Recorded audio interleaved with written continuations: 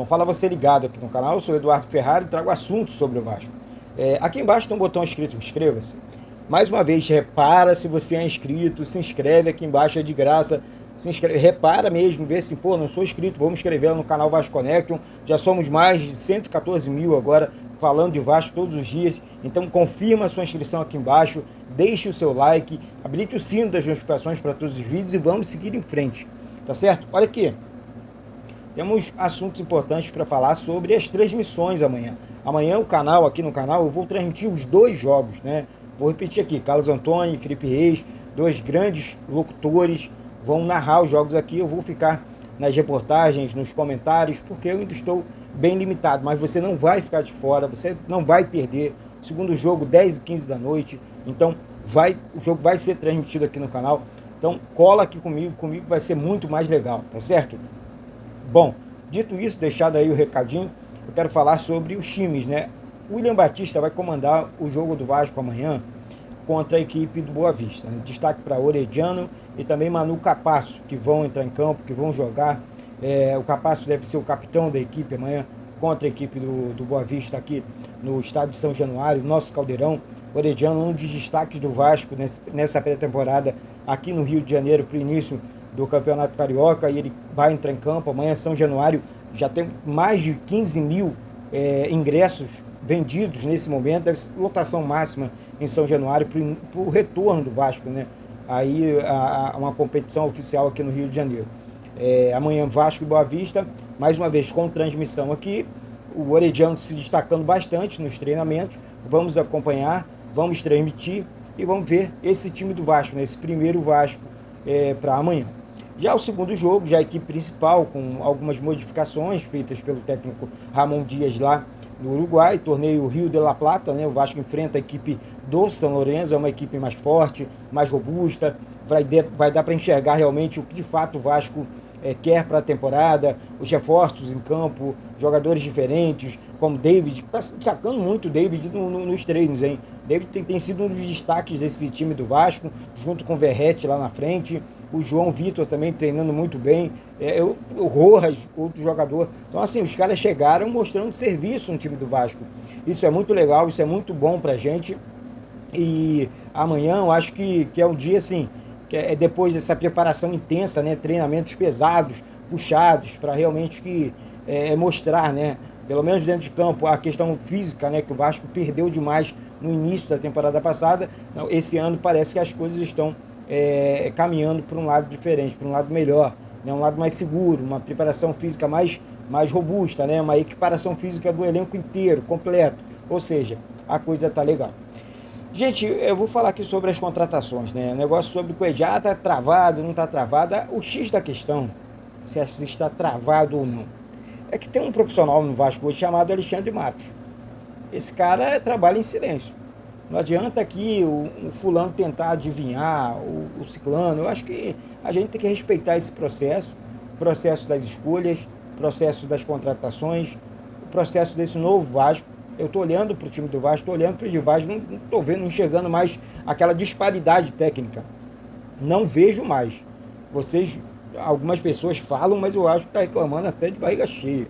Porque o time do Vasco hoje está bom, é um time equilibrado, com o Léo Jardim, com o Paulo Henrique, com o Rojas, que eu falei agora, e o João Vitor, com o Piton na lateral esquerda, meio campo com Jair, Medel, ou o Cuejá, né, que vamos falar aqui sobre o Cuejá, Paulinho, Paier, mais à frente temos aí Rossi, o David, Verrete, jogador Eric Marcos também se destacando bastante nos treinamentos. Ou seja, o Vasco não vale a pena ficar realmente mais. Eu acho que o nosso caminho está sendo bem construído, né? Está sendo realmente um recado importante aí para o torcedor.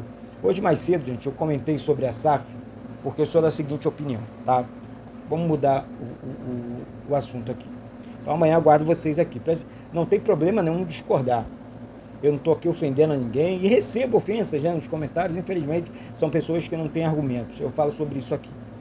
O meu argumento é o seguinte. Tá bom, tem muita gente aí falando que a SAF é falida, que a SAF não tem dinheiro.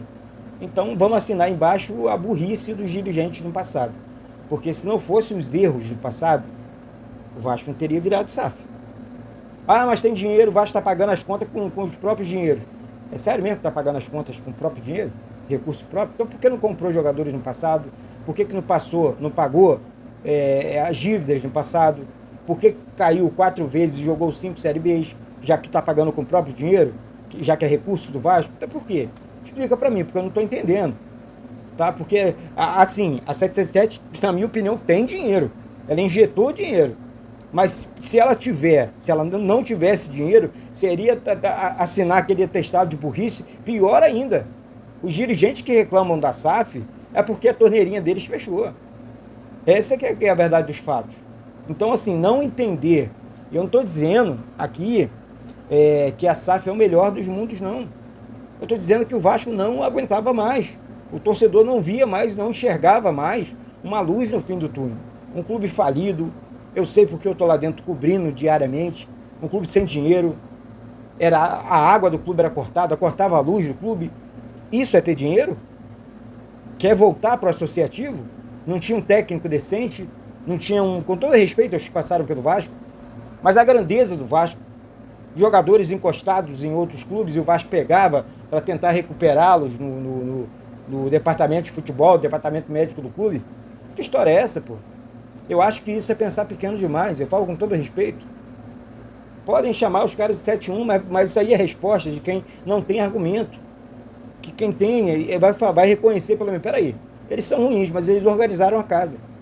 Eles são ruins, mas o Vasco está 3 anos com salários em dia. Eu estou preocupado, é para quando esse contrato da SAF, a minha preocupação é essa, acabar. Será que vai acabar e vou voltar aquela zona de novo? E aí? Você vai apoiar o término do contrato e a zona de volta dentro do Vasco? Penhora para lá, penhora para cá?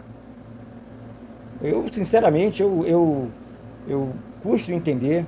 Não é apoiar lado A, lado B. Eu estou aqui pelo Vasco, eu amo esse clube, quero ver o bem do clube. Eu queria muito, mas o Flamengo demorou 13 anos, ou 9 anos, desculpa, 9 anos, com a torneirinha fechada. O Eduardo Bandeira de Mello assumiu e virou com o BRB praticamente uma SAF disfarçada.